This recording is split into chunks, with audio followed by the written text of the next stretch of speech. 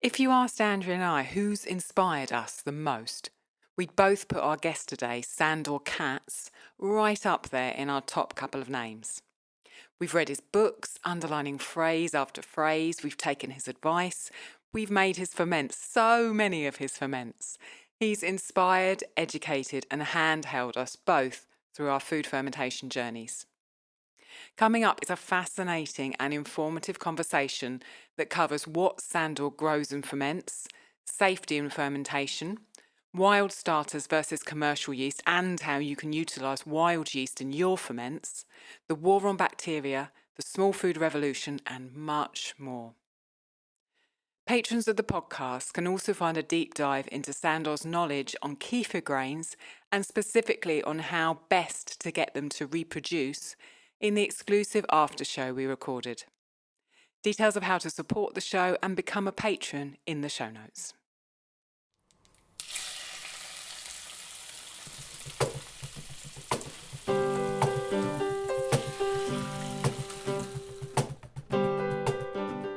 Welcome to the Ancestral Kitchen Podcast with Allison, a European town dweller in central Italy, and Andrea, living on a newly created family farm in Northwest Washington State, USA. Pull up a chair at the table and join us as we talk about eating, cooking, and living with ancient ancestral food wisdom in a modern world kitchen.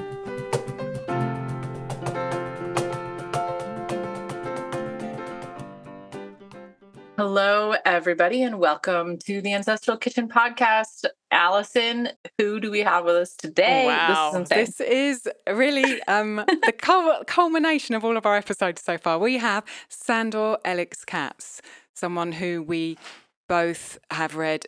I think between us, we've read all of his books more than once, and we have them all. Yeah. And we often, as patrons and podcast listeners will know, talk about him. And we do have a drinking game where every time we mention his name, we have to down a shot of sauerkraut juice or kombucha. So we are delighted to have you here, Sandor. Thank you ever so much for giving us your time. I'm so happy to be here with you. I sort of wish it was in an hour where we could play the drinking game, but Well, it's a fun game. We get pretty sloshed on sauerkraut juice by the end of the episode. Yeah. I don't know if there's an episode where your name hasn't come up. Allison and I were thinking about that. For some reason, you just cross so many barriers of, all the different food contexts that we cover. And so you just keep popping up everywhere we go. Mm-hmm. So thank you for your massive effort on that. Okay, well, I'm happy to be actually with you this time rather than just being referred to. But yeah. I'm very happy to hear that I'm being referred to. Yeah. Well, if your ears are itching, you know why. So we always ask our guests, what did you last eat before we hopped on to record? Well, I just had breakfast about a half an hour ago, and it was a very kind of, classic American breakfast. It was some fried potatoes with fried eggs and, of course, some kimchi. Nice. That's delicious. Nice. Love it. Is any of that veg that you grew or eggs from your chickens or? No, they're local eggs, but I don't have chickens. My life is a little bit too crazy to have any livestock because I travel a lot. But yeah, I know lots of local people who do. So it was local eggs. The potatoes were from the supermarket. The garlic was from the garden.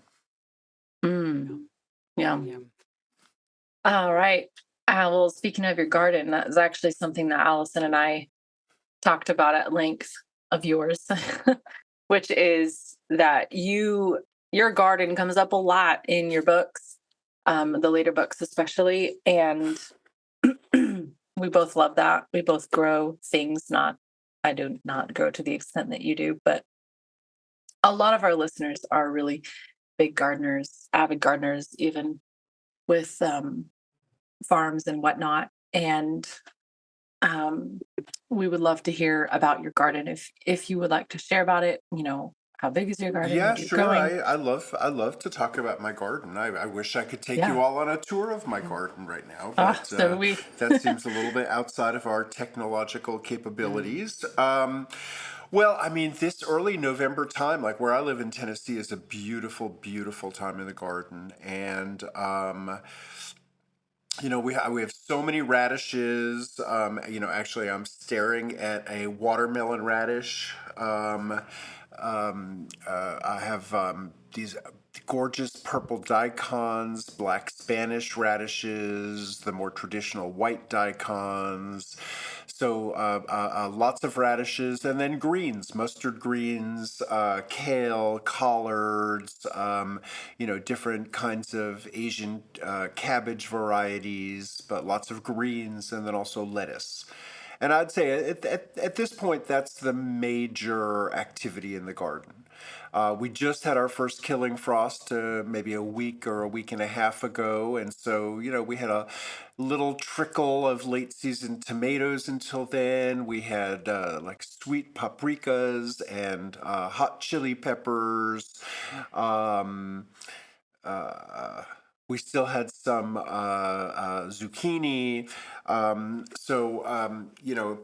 The summer stuff is now past, and we're on to the fall and winter things. And how much of it do you ferment? Well, I mean, I certainly ferment some of it. Um, But like at the residency program that I just hosted a couple of weeks ago, um, we took a drive to my friend's biodynamic farm and filled up the back of a small pickup truck with radishes and cabbages and chopped them up and filled up 100-liter fermentation vessel with them and some other smaller Wow. vessels. So I sometimes do large batches that are coming Mm. from other people's farms. I'll do small ferments with the vegetables that I grow, but honestly, the major my major intention is just to have fresh vegetables to eat every Mm. day. Mm. I remember And reading in. I'm Awesome. not growing on a scale where I have just huge excess beyond our daily eating needs.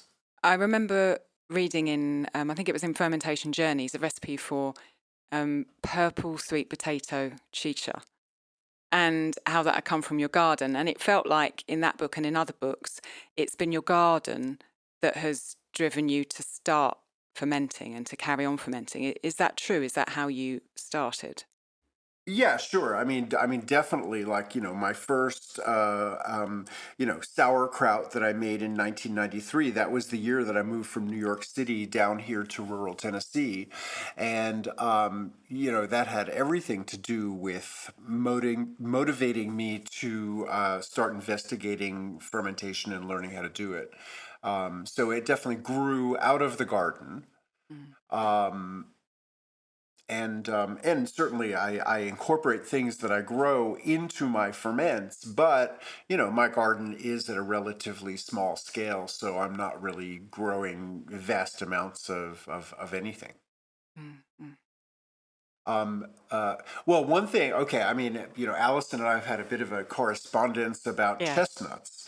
And, outside of my house, there are 3 chestnut trees. And, these 3 chestnut trees certainly produce more chestnuts than I need. But lately, we've been eating a first batch that I made of chestnut miso. And actually, just last month, we made a second batch of chestnut miso. But the chestnut miso is amazing. And so and every part of it is chestnut. how long did you leave that for? Was it a really long one or short one?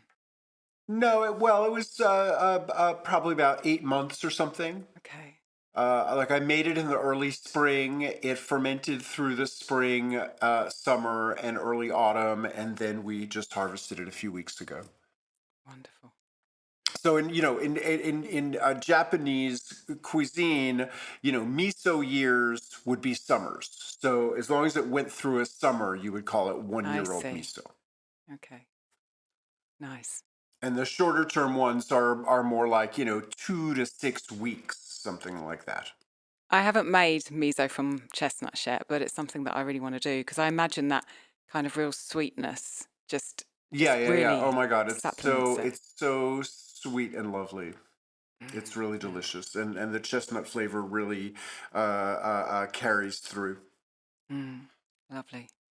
I probably most of our listeners associate you with veg because there's a lot of vegetable fermentation in your books.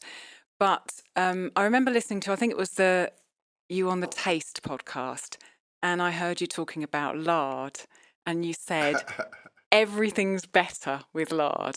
And when I heard you say that, it made me smile from ear to ear because we completely love lard on the podcast. It's such a great example of a traditional fat, and I make it here in my kitchen in Italy with pigs, from my local farmer. I wanted you to talk a little bit about how lard, making it, using it, how does that play into your kitchen and your diet? Well, okay. What I should tell you is that my partner and I helped a friend of ours raise two pigs 2 years ago, and after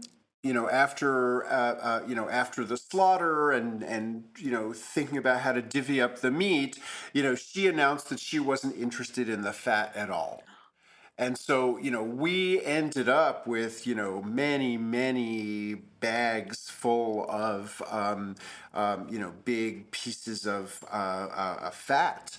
And so, I think 3 different times we made these big batches of lard and, rendered it down. I have an outdoor kitchen, and rendering lard, I was very happy that I have an outdoor kitchen, so that the whole house didn't get too greasy.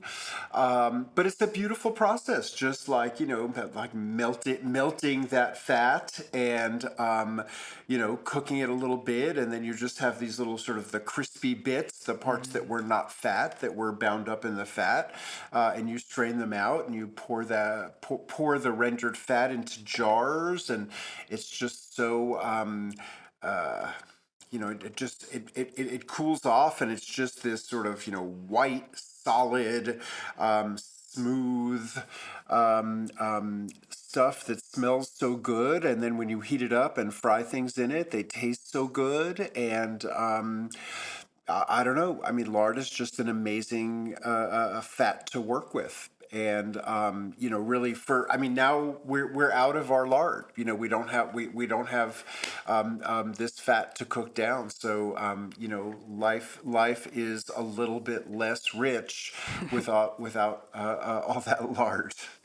Yeah, I agree. I now would struggle without it. I think I like to use the crispy bits afterwards, and I put them in sourdough.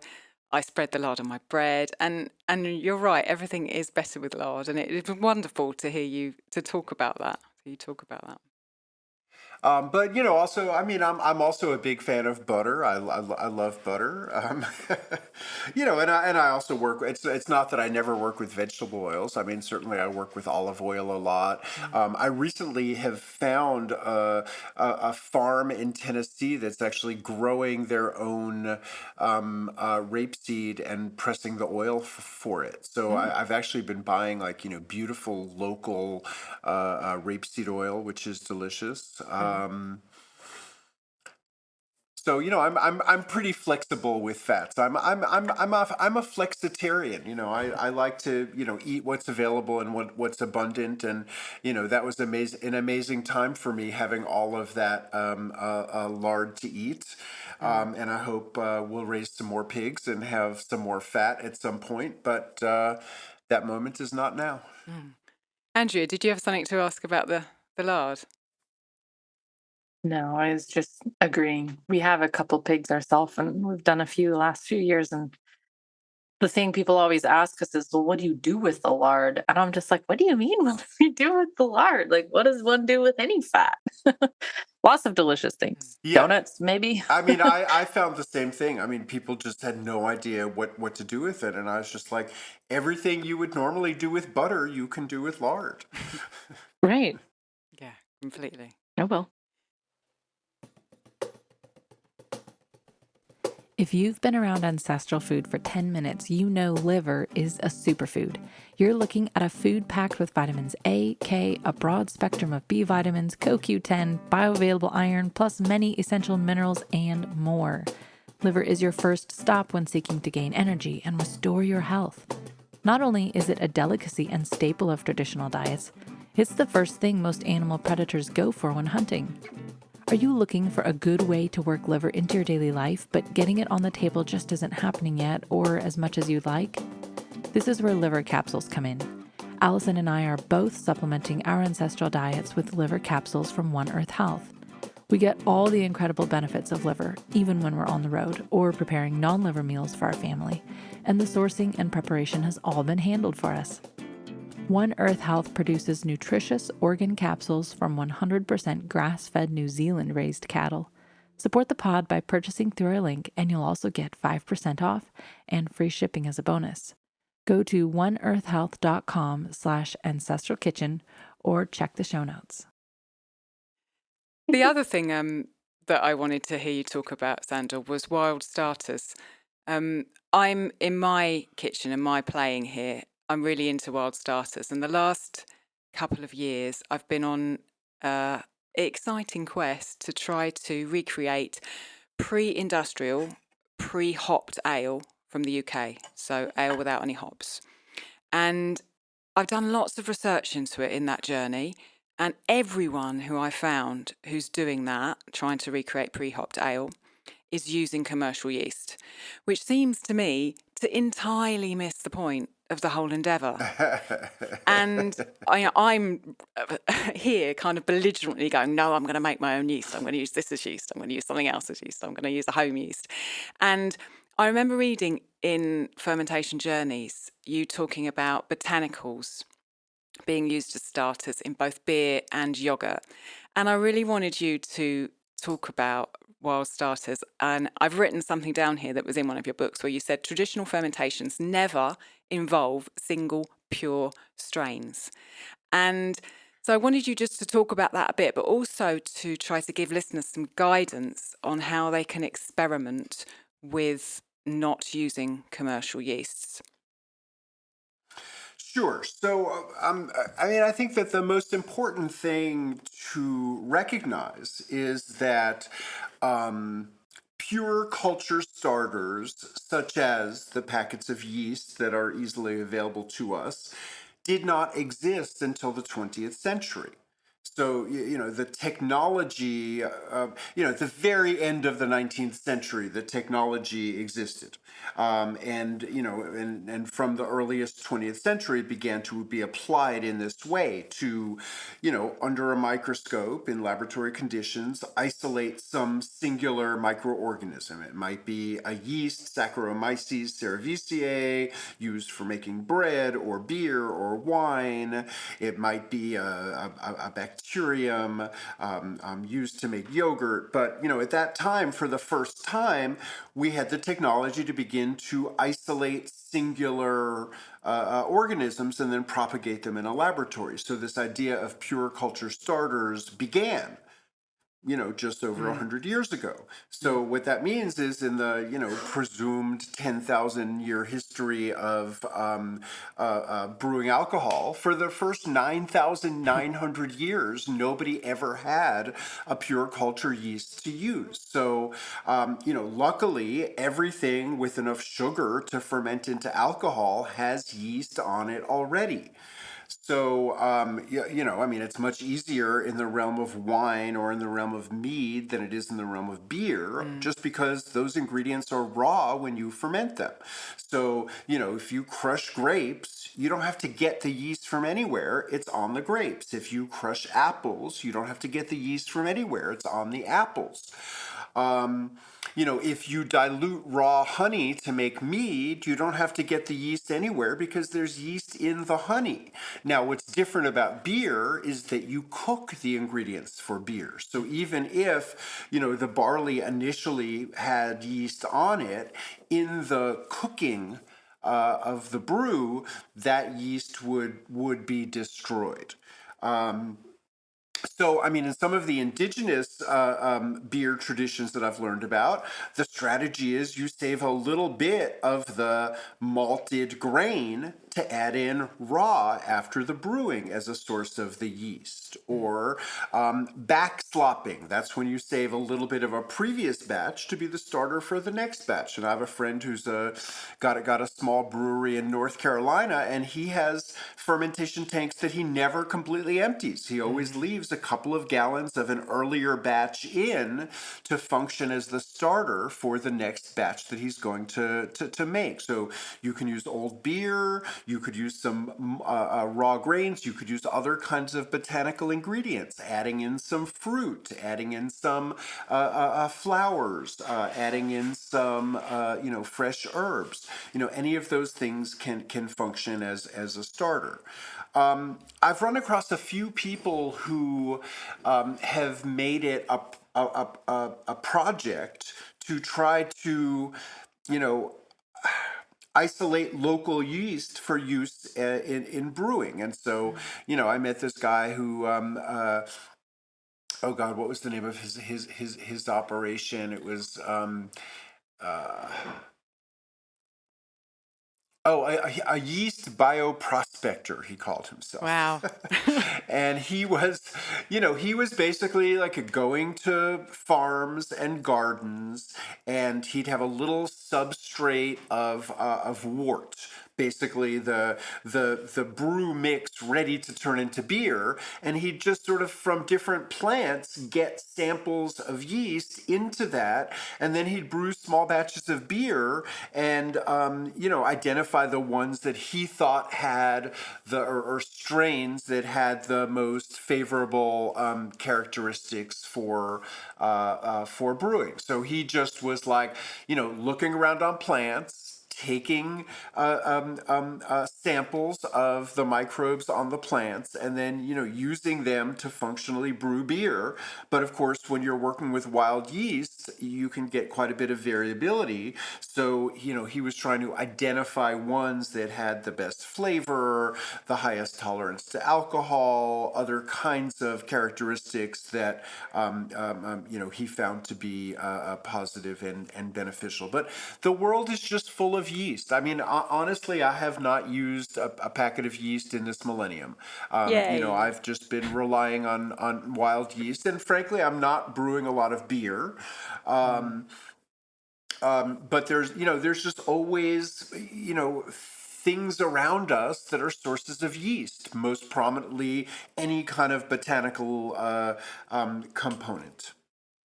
I think to give the listeners a kind of a confidence that, if they're using anything that is raw, like you said, it's going to have yeasts on it, and that can start the fermentation if there's sugar there as well.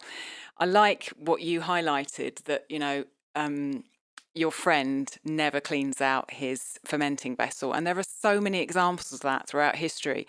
With in England, people fermenting oats into pancakes and not cleaning out the wooden barrel each time they put a new batch in there, because people just knew that if you didn't do that, you would let those communities be in the barrels, and then you could use that to help you, next time. The other thing that I wanted to pull out of what you just said is the variability. And in my experiments with beer and wild starters here, once I bought a packet of yeast, and I bought it because I wanted to see what the beer would be like if I used a packet of yeast. I'd never bought one before, and the beer was boring compared to all the other batches that I've made, and some of them were better than others, but they all had real interest and nuance and depth and different flavors, and there was something to learn from each batch. Whereas when I used the commercial yeast, the beer was alcoholic and tasted like beer, but it was kind of flat and boring compared to the others. So I feel like that variability that you talk about is a positive thing for us to learn as fermenters going forward, but also for our palates. Oh, I agree with you so strongly on that. I mean, for instance, there's this sort of, movement right now among the craft breweries, and people are really getting into sour beer, which I love. My perspective on sour beer was that, until isolated yeasts were available, like all beer also had lactic acid bacteria, because no source of yeast is not going to have lactic acid bacteria. Lactic acid bacteria are just ubiquitous. So it's my perspective that until 20th century industrial brewing with isolated yeast, all beers would have had a little bit of a sour edge, because whatever the source of the yeast would also have some lactic bacteria. I would say that it's not only in the realm of beer, but in every realm of fermentation, you could find that the most outstanding examples rely upon wild fermentation. I mean, the greatest cheeses in the world are raw milk cheeses that depend on the community of organisms that are indigenous to the milk rather than added cultures. The best wines in the world are made with spontaneous natural fermentation rather than specific yeasts added. The best salamis in the world are made with spontaneous fermentation rather than added cultures. The best breads of the world are made with natural leavening rather than added yeast. So, I mean, I just think in every realm of fermentation, the best examples you could find would be spontaneous, what I would call wild fermentation, based on the organisms that are, present in the food that you are fermenting, or to a limited degree, other added ingredients, or your hands, or the air, or a vessel. But the reason why the pure culture starters have become so popular is just, greater predictability, greater consistency of product. But still, if you're if you're willing to like put up with the variability, you have the potential to just create the most extraordinary flavors. If you'll work with wild fermentation and the organisms that are there. Yeah, yeah. And I think if listeners want practical guidance on that, I mean, your book, Wild Fermentation, actually has recipes in it on many, many, many different ferments. And so that is a place to go to get some guidance on how, for example, to make a wine with fruit without using a packet of yeast. So that's a great place to start. Andrea, do you want to jump in? Yes, I am loving this. This is awesome. It reminds me of the cider incident we had, Allison. Yeah. Sandor, we brewed some delicious cider just with apples that we pressed in a kind of a glass carboy, and then later, years later, I thought, oh, I'm going to try it. Everybody says to do it with this champagne yeast, and it was my first exposure to using those little packets. It was disgusting. I fed it all to the chickens. It was so gross. It was like the blandest, as Allison says, it just was boring, super boring. Well, I'm sorry that you had that experience, but I'm glad that it reaffirmed for you, the value of wild fermentation. Absolutely. So, another book you've written that was given to me by one of my rebellious farmer friends was "The Revolution Will Not Be Microwaved." And yeah, that book had me hot under the collar, like jumping up and down. Yeah, exactly. Of course, the first chapter I read was the one on milk. I just went straight to that one. But such a great book. And as a small farmer, and then Allison and I constantly exposed to the world of small farms and sometimes weird legislation about farming and things like that. Every once in a while, I think we're in a bubble, Allison and I, because we're like, oh, everybody knows this and everybody does that. And then we step outside the bubble and we're like, oh no, people really don't know. But how do you feel about where, I don't know, where the revolution is? are you optimistic or pessimistic about the future of this unmicrowavable revolution? Well, I mean that book, "The Revolution Will Not Be Microwaved," which came out in 2006, and it was really a book about grassroots movements to reclaim food that really I was exposed to as a result of writing Wild Fermentation. And while I was touring around trying to promote wild fermentation, and appearing at a lot of places like farmers markets and food co-ops and things like that, I just was meeting a lot of people doing inspirational projects. And I think then as now, these grassroots projects to reclaim food are very much on the margins. I mean, they're not, they're definitely not replacing, factory farming and, confinement, animal operations, and over packaging of food and consolidation of retailing. I mean, all of those trends, absolutely continue. However, there are more and more alternatives to that. And, in a way that's all we can do is try to create robust alternatives to that. And, honestly, for most people who are sort of eating out of that system day to day, that's just the easiest thing for them to access. And at some point something might change that makes that not so easy for people to access. And then they'll be really happy that robust alternatives exist. But like all those of us who have a critique of that system can do is try to keep on creating better alternatives. Do you feel like... Yeah. Go on, Andrea. Rebellious person at a time. Go on, Andrea. No, I'm just agreeing. When it just takes one I mean, it might be a rebellious person at a time, but also like, various things expose the vulnerabilities of those systems. I think the pandemic did in a huge way when, all this like disruption of supply chains and, products that people are used to being able to get whenever they want, not being available. I mean, our system of centralized production and mass distribution,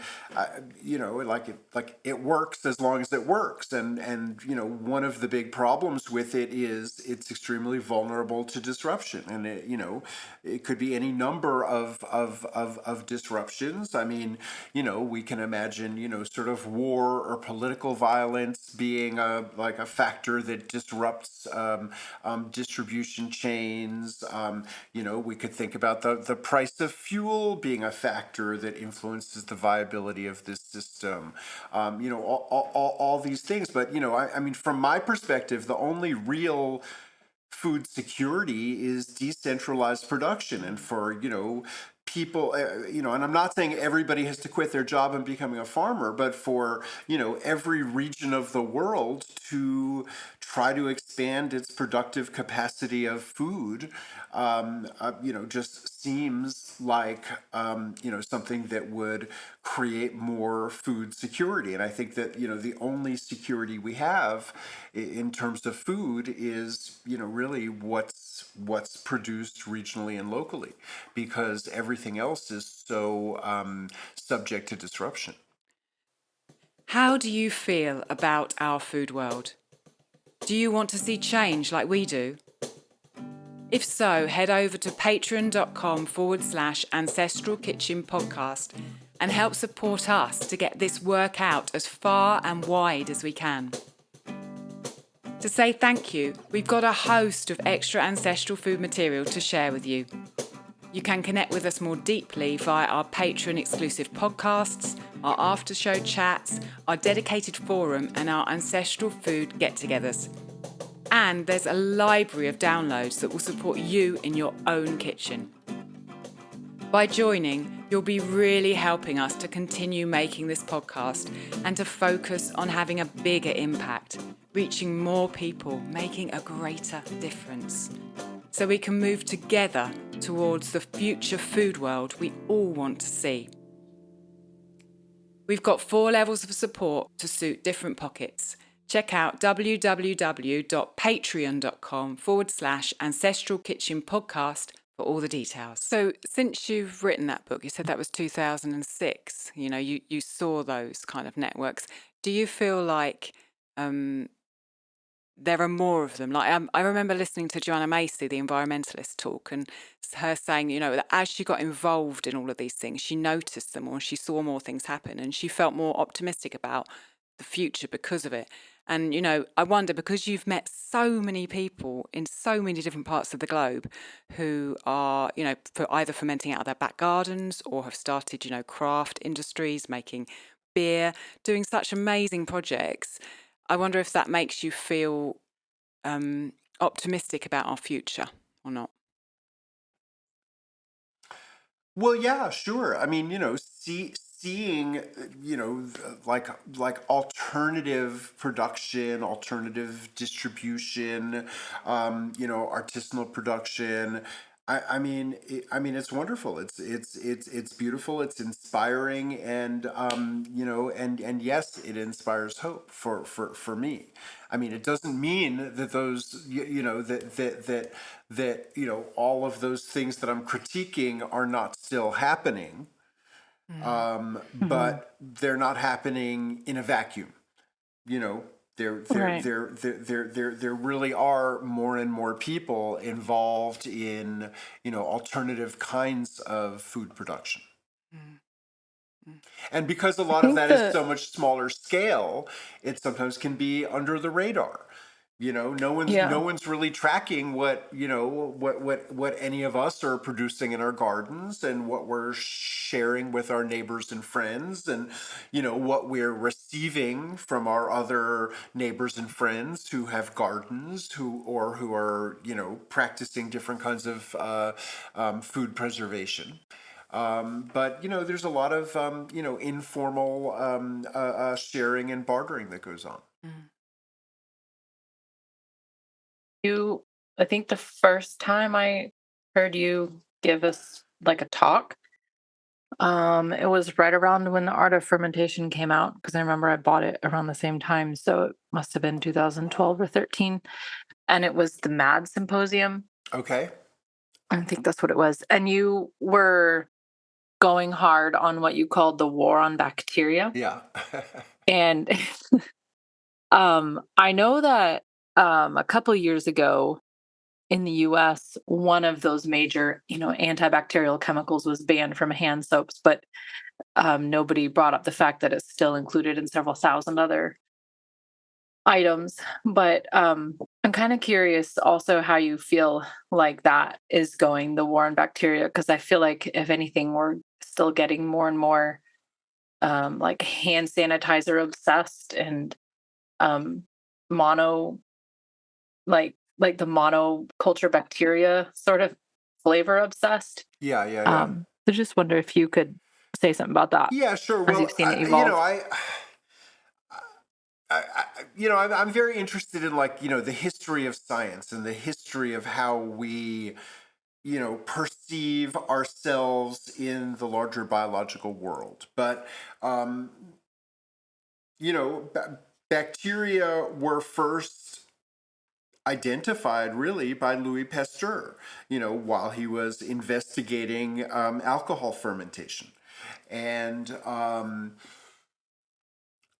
very, very, very quickly, he and others realized that, certain, common illnesses were caused by bacteria. And so, I would say that as soon as people learned that bacteria exist, we also began to learn that they could be dangerous. And so, in the popular imagination, bacteria were equated with danger and disease and death. And so, I feel like that's the world that I was born into. I never heard a good word about bacteria. The only times people ever talked about bacteria was worrying about bacteria and, taking steps to eliminate them and all these, chemical cleaning products that we have, et cetera. And I mean, to this day, when I teach a workshop on something as simple as sauerkraut making, generally half the people are shocked that I'm not doing something to sterilize the jar, that I'm just, washing it with soap and water and then putting my ingredients in there. So, the war on bacteria is just this sort of like approach to thinking about bacteria. Now, I mean, I would say that in the popular imagination, our understanding of bacteria has really shifted over the last 25 years. And, I would really date it to the Human Microbiome Project. And, this major scientific initiative that established the fact that a typical healthy adult is host to trillions of bacteria. So just like mind-bogglingly high numbers of bacteria in great biodiversity, that not only hang out in and on our bodies, but that it turns out we're extremely reliant upon for various aspects of our functionality, our ability to effectively digest food and extract nutrients from the food. What we call our immune systems is largely the work of bacteria. And we're just learning more and more how, different chemical regulatory systems of the body rely upon bacteria to regulate. So, for instance, serotonin and other chemical compounds that determine, how we think and how we feel. Are regulated by bacteria in the gut. So the bacteria, the bacterial communities that are part of us have, just extraordinary implications for us. And I would say that, one of the reasons why there has been, such a, great new interest in fermentation is this recognition that bacteria are not simply vectors for diseases that we can be vulnerable to, but that they're part of supporting a healthy body, and living well requires bacteria. And so because fermented foods and beverages are such great sources of broad bacterial communities, people have really turned to these foods to, try to strengthen and diversify the bacteria in the gut. So, I mean, I think the war on bacteria, is real and has been real, but I think that more and more people recognize that it's more nuanced. We can't just say bacteria are bad because we rely upon bacteria to live. And yet, as you're saying, there's no denying, especially sort of, through the COVID context, people became, sort of extremely, more devoted to, these chemical cleansing products. I'm glad you have such a wonderful platform in your book to explain so clearly and simply things like that. I remember reading in one of your books just the simple kind of sensible advice about cleaning, making sure your stuff's clean, but not using chemicals to sanitize. And I think it's in Wild Fermentation where you talk about death and, how I think our society really struggles with the concept of death, and you take time and beautifully explain how that's part of the ecosystem, just like bacteria is. And it feels like all your books, Andrea and I were talking last week when we were thinking about what questions to ask you, and saying how we love the fact that the books of yours that do have pictures, the pictures are so real and bring to life, what you've learned and the things that you've seen around the world, rather than being, pictures that are really very pretty, but not having so much substances. And it seems like your books are so down to earth and direct and sensible. And both of us love the practical feeling and the voice that you give to things like bacteria and death and how to make wine, everything together. It's wonderful. Thank you.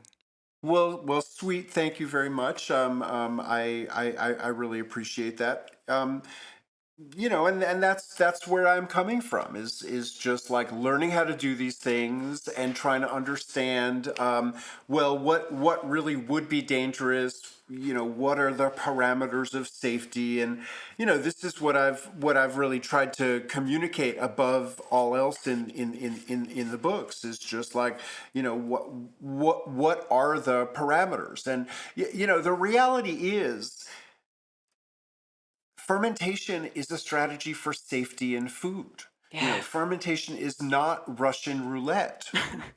Fermentation is like a very diverse set of practices that people have been using for a very long time.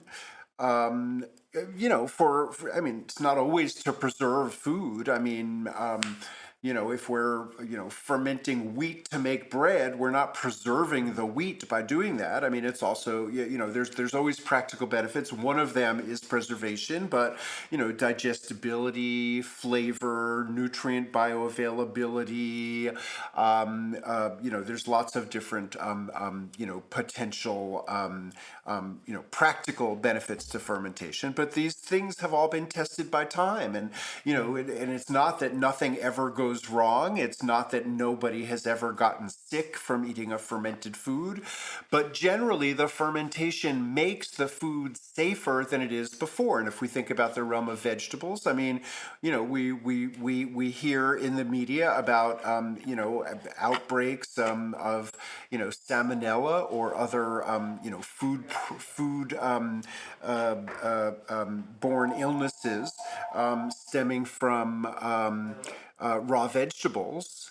But, just thinking about theoretically, if you took some raw vegetables that had been exposed to salmonella, if you, shred them and salt them and get them submerged under their juices, well, the lactic acid bacteria are going to be there too, and they're actually going to be sort of able to dominate once you get the vegetables submerged, and they will acidify the environment. So after a few days, the cells of salmonella would perish from the high acidity. So, fermentation processes in general have their own built-in safety. But, like in our bodies, it's the bacteria that are making them safe and offer the protection from the, rather limited group of bacteria that have the potential to make us sick. Yeah, that's an amazing thought about salmonella. It just puts everything into perspective. It really does.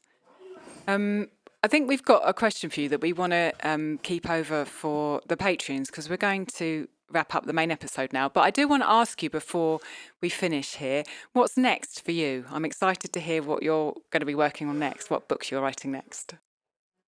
Well, I mean, I'm not currently I'm not currently writing a book. I'm definitely not one of these people who feels like I have to be in the middle of a book all the time. I've been very devoted to fermentation education, and I'm continuing to do quite a bit of teaching. I'm actually about to go a week from now. I'll be traveling to Taiwan. And I'll be doing a little bit of teaching in Taiwan, but I'm going with a small crew with the intention of learning about some distinctive Taiwanese fermentation traditions and documenting them in videos. And it's a follow-up to a series of videos I did, made them in 2016. They were released in 2017. They're called People's Republic of Fermentation, and it was about fermentation in China. And it's 8 videos, roughly 10 minutes each, that are available for free on YouTube if you just search People's Republic of Fermentation. And so we're making a follow-up series focusing on Taiwan. So that's in my immediate future. I have lots of travel coming up this winter, and teaching in different places. I have a website, wildfermentation.com, and if anyone wanted to check out my workshops and where I'm teaching, wildfermentation.com would be the place. And you can also find out about my books on there. And also you can find links to all kinds of interesting fermentation-related resources out there on the World Wide Web. Wonderful. Thank you ever so much, Sandor. We're gonna we've got a question for you about kefir grains, which I think we're gonna carry on with now. But for the main podcast that goes out, thank you ever so much for your time and your expertise. It's been wonderful to talk to you.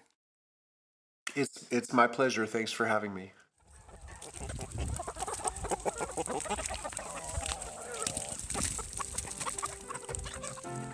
Thank you so much for listening. We'd love to continue the conversation.